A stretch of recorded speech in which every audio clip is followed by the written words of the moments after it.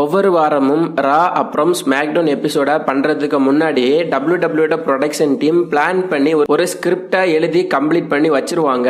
அதுக்கப்புறமா ரெஸ்லர்ஸ் எல்லாரும் அந்த ஸ்கிரிப்டை ஃபாலோ பண்ணி தான் அவங்களோட ஸ்பீச்சை வந்து WWE கொடுப்பாங்க.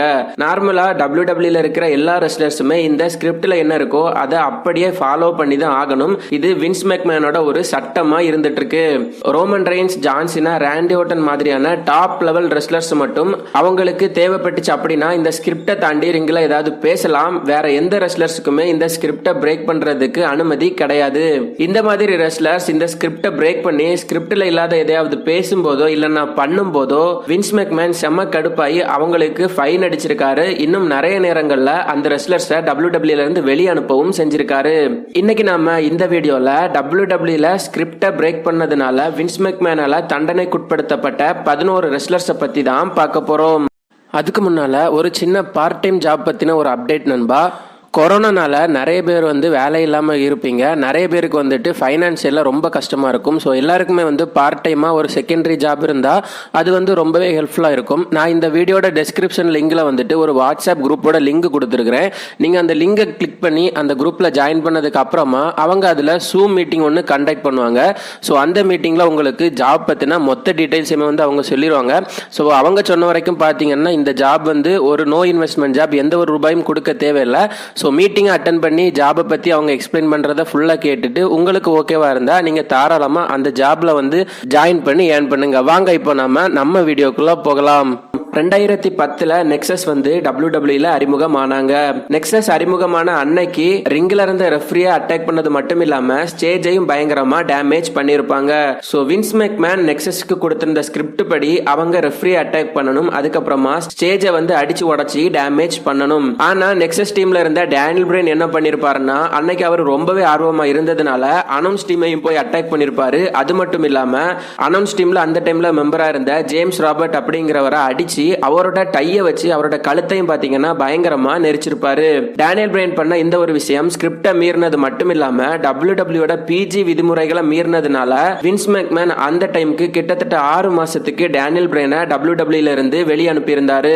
2008 WWE PG ஈராக்கு மாறிடுச்சு. நார்மலா WWE ரெஸ்லர்ஸ் தலையில ரத்தம் வர வைக்கணும் அப்படின்னா கண்ணுக்கு தெரியாத அளவுல இருக்கிற ரொம்பவும் சின்ன ஒரு பிளேடை வச்சு அவங்களோட தலையில கட் பண்ணுவாங்க. 2008 WWE PG ஈராக்கு மாறினதுக்கு அப்புறமா வின்ஸ் மெக்மேன் WWE மேட்சஸ்ல ரத்தம் வரக்கூடாது அப்படின்னு சொல்லி அதை கம்ப்ளீட்டா தடை பண்ணிட்டாரு. ஆனா 2010 கிறிஸ்டரிகோவும் பேட்டிஸ்டாவும் ஒரு ஸ்டீல் கேஜ் மேட்ச்ல மோதினப்போ பேட்டிஸ்டா வின்ஸ் மெக்மேனோட பெர்மிஷனே இல்லாம சின்ன பிளேடை வச்சு அவரோட தலையில கட் பண்ணி ரத்தம் வர வச்சிருப்பாரு. இதுல ரொம்பவே கடுப்பான வின்ஸ் மெக்மேன் பேட்டிஸ்டாவுக்கு $1 மில்லியன் ஃபைனா போட்டது மட்டும் இல்லாம அவரு கூட ரெசில் பண்ண கிறிஸ்டரிகோவையும் இதுக்காக அவரு பனிஷ் பண்ணாரு.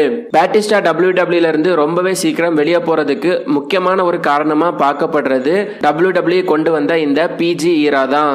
WWE ஸ்கிரிப்டை மீறினதுக்காக சூப்பர் ஸ்டார்ஸை WWE இருந்து வெளியே அனுப்புறது அப்படிங்கிறது ரொம்பவும் ரேரா தான் நடக்கும். இந்த மாதிரி ஸ்கிரிப்டை மீறி WWE இருந்து வெளியே போன ரெஸ்லர்ஸ்ல பிக் கேஸும் ஒருத்தர். 2018 பிக் கேஸ் டேனியல் பிரைன் கூட ஒரு ரைவல்ரியில இருப்பாரு. அவரோட கரியர்ல ரொம்பவும் ஒரு முக்கியமான கட்டமா இது இருந்துச்சு. டேனியல் பிரைனை வில்லத்தனமா அட்டாக் பண்ணது மூலமா அந்த டைம்ல WWE பிக் கேஸ் ரொம்பவும் ஒரு ஹீலான ரெஸ்லரா பார்க்கப்பட்டாரு. 2018 ஒரு ஸ்மாக்டவுன் எபிசோட்ல பிக் கேஸும் அப்புறமாட்டி டேனியல் பிரைனை வந்து கிண்டல் பண்ற மாதிரியான ஒரு மினி வெர்ஷன் டேனியல் பிரைனையும் வச்சு ஒரு செக்மெண்ட்டை WWE நடத்தினாங்க. சோ WWE ஸ்கிரிப்ட் படி பிக் கேஸ் அந்த மினி டேனியல் பிரைனுக்கு அவரோட பினிஷரான பிக் பூட்டை போடணும், அதுக்கப்புறமாட்டி ரிங்ல இருந்து வெளியே போகணும். இதுதான் WWE கொடுத்திருந்த ஸ்கிரிப்ட்.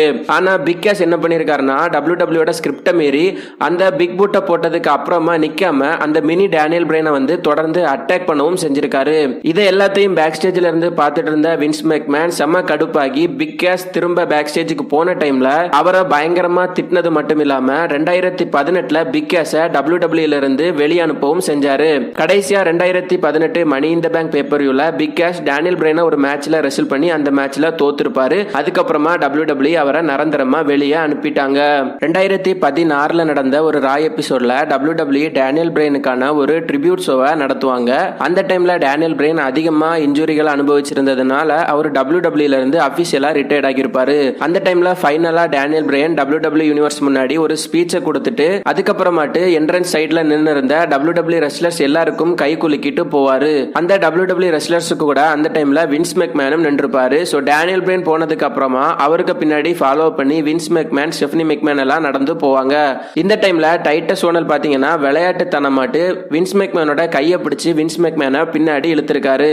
எதுக்காக டைட்டஸ் ஓனல் அப்படி பண்ணாருன்னா, ஸ்டெஃபனி மெக்மேன் முன்னாடி போகட்டு, நீங்க ரெண்டாவது போங்க, லேடிஸ் ஃபர்ஸ்ட் அப்படின்னு சொல்லி காமெடியா வின்ஸ் மெக்மேனை பிடிச்சு பின்னாடி இழுத்திருக்காரு. WWE லைவா நடந்துட்டு இருக்கும்போது அவர் இந்த மாதிரி கேரக்டரை பிரேக் பண்ணி வின்ஸ் மெக்மேன் கிட்ட விளையாட்டுத்தனமா நடந்ததுனால வின்ஸ் மெக்மேன் செம்மையா கடுப்பாகி கிட்டத்தட்ட 9 மாசத்துக்கு டைட்டஸ் ஓனல WWE ல இருந்து வெளியே அனுப்புனாரு. பேக் ஸ்டேஜ்ல WWE ஃபார்மர் ரெஸ்லரான ஆன் ஆண்டர்சன் ஒரு இன்டர்வியூ கொடுத்தாரு. அந்த இன்டர்வியூல ஆன் ஆண்டர்சன் என்ன சொல்லியிருந்தாருன்னா, ஏற்கனவே டேனியல் பிரையன் WWE ல இருந்து போறதுனால வின்ஸ் மெக்மேன் ரொம்ப மன உளைச்சல்ல இருந்தாரு.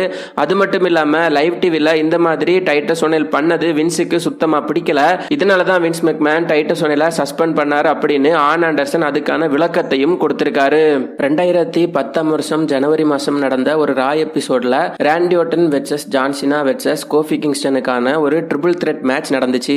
சோ இந்த மேட்சோட ஸ்கிரிப்ட் படி ராண்டி ஓர்டன் கோஃபி கிங்ஸ்டனுக்கு அவரோட பினிஷிங் மூவான பண்ட் கிக்க போடணும். இதுதான் WWE வந்து அந்த மேட்சுக்கு கொடுத்திருந்த ஸ்கிரிப்ட். ஆனா ராண்டி ஓர்டன் கோஃபி கிங்ஸ்டனுக்கு பண்ட் கிக் போடுறதுக்கு முன்னாடியே கோஃபி கிங்ஸ்டன் எழுந்துட்டாரு. சோ கோஃபி கிங்ஸ்டன் எழும்புனதை பார்த்து செம்ம காண்டான ராண்டி ஓர்டன் அந்த மேட்ச்ல பண்ட் கிக் போடாம கோஃபி கிங்ஸ்டனுக்கு RKO போட்டு அந்த மேட்சை கம்ப்ளீட் பண்ணிருப்பாரு. அது மட்டும் இல்லாம அதுக்கப்புறமா கோஃபி கிங்ஸ்டனை ராண்டி ஓர்டன் ரிங்ல வச்சு ஸ்டூபிட்னு சொல்லி பயங்கரமா திட்டவும் செஞ்சிருப்பாரு. WWE அந்த டைம்ல கோஃபி கிங்ஸ்டனை மணி இந்த பேங்க வின் பண்ண வைக்கணும்னு தான் பிளான் பண்ணியிருந்தாங்க. ஆனா கோஃபி கிங்ஸ்டன் இந்த மேட்ச்ல ஸ்கிரிப்டை ஃபாலோ பண்ணாததுனால WWE அந்த வருஷத்தோட மணி இந்த பேங்க்ல அவரை வின்னரா மாத்தல.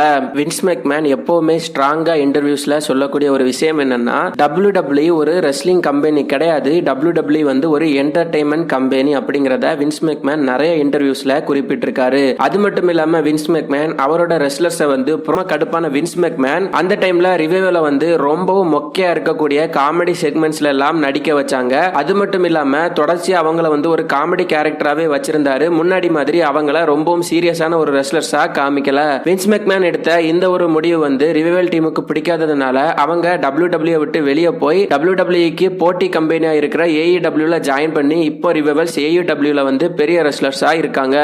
ரெசல்மேனியா 8ஓட மெயின் இவெண்ட்ல ராண்டி சாவேஜும் ரிக் ஃபிளேரும் WWE சாம்பியன்ஷிப்காக ரெஸ்ல் பண்ணாங்க.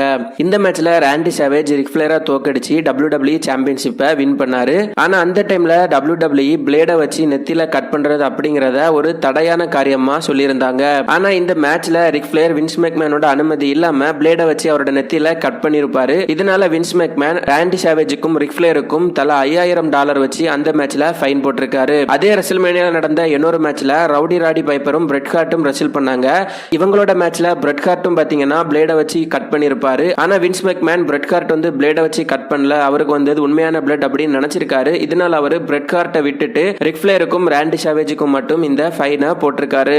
WWE ல ஒரு முறை வின்ஸ் மெக்மேன் வந்து அவரோட லிமோசின் கார்ல ஏறுற மாதிரியும் அப்புறமா அந்த கார் மொத்தமா வெடிச்சு அதுல வின்ஸ் மெக்மேன் மரணம் அடைகிறது மாதிரி ரொம்பவும் கான்ட்ரவர்சியலான ஒரு ஸ்டோரி லைனா பண்ணிருந்தாங்க.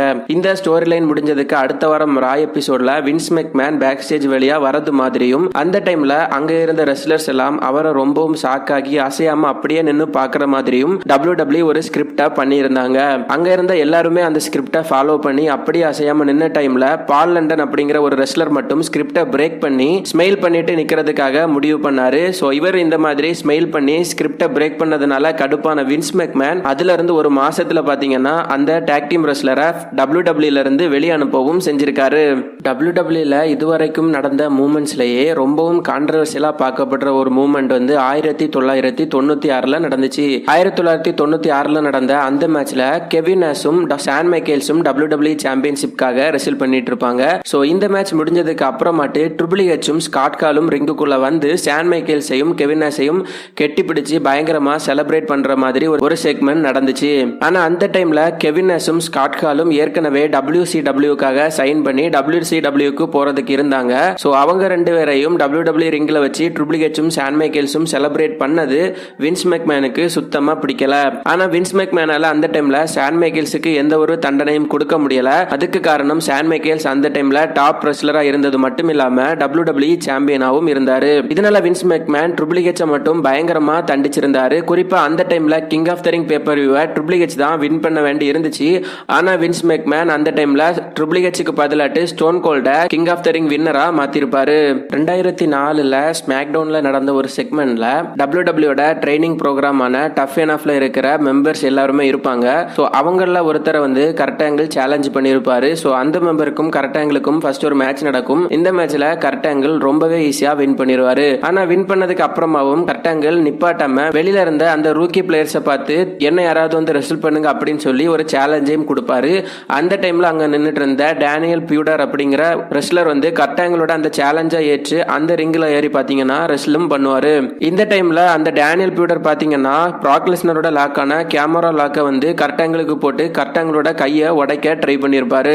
இதுக்கப்புறமாட்டு அந்த டைம்ல WWE ரெஃபரியா இருந்த ஜிம்மி அப்படிங்கிறவரு கொடுத்த இன்டர்வியூல அவர் என்ன சொல்லியிருந்தாருன்னா, WWE ஸ்கிரிப்ட் படி கரெக்ட் ஆங்கிள் வந்து ஃபர்ஸ்ட் ஒருத்தரை ரெஸ்ல் பண்ணி அதோடி முடிச்சிருக்கணும், இன்னொருத்தருக்கு சேலஞ்ச் பண்றது அப்படிங்கிறது அந்த ஸ்கிரிப்டிலே கிடையாது அப்படின்னு சொல்லியிருக்காரு. ஸோ கரெக்ட் ஆங்கிள் தேவையில்லாம கொடுத்த இந்த சேலஞ்சும் அதுக்கப்புறமா டேனியல் பியூடர் வந்து கரெக்ட் ஆங்கிளோட கையை உடைக்க பார்த்ததும் வின்ஸ் மெக்மேனுக்கு ரொம்பவே அதிகமான கோவத்தை ஏற்படுத்துச்சு. ஆனா வின்ஸ் மெக்மேனால கரெக்ட் ஆங்கிள பனிஷ் பண்ண முடியல. ஸோ அவர் பாத்தீங்கன்னா டேனியல் பியூடரை வந்து பயங்கரமா பனிஷ் பண்ணாரு. 2005 ராயல் ரம்பிள் பேப்பர் வியூல டேனியல் பியூடரை என்டர் பண்ண வச்சு அந்த மேட்ச்ல எடி குவராரோ, கிறிஸ் பெனோய்ட் அப்புறம் ஹார்ட்கோர் ஹாலி 3 பேரையும் வச்சு பயங்கரமாட்டு அவரு டேனியல் பியூடரை அட்டாக் பண்ணிருக்காரு.